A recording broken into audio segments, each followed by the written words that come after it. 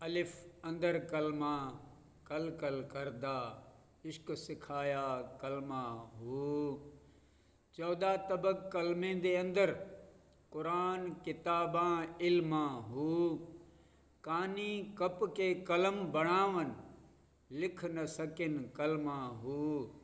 बाहू ए कलमा मैनू पीर पढ़ाया, ज़रा न रहा अलमा हो। तर्जुमो, मुंहिंजे अदर में कलम तैयब जो विर्द जो मख़सूस आवाज़ थी रहियो आहे।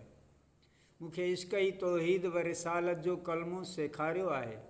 हिन कलमे जे अंदरि काइनात जा 14 तबक क़ुरान किताब ऐं इल्म समायल आहे।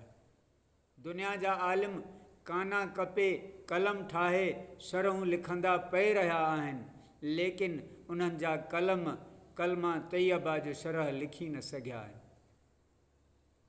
ऐं बाहू, इहो कलमो जेकी मुंहिंजे अंदर जो विर्द आहे, सो मूंखे पंहिंजे मुर्शिद कामिल पढ़ायो आहे।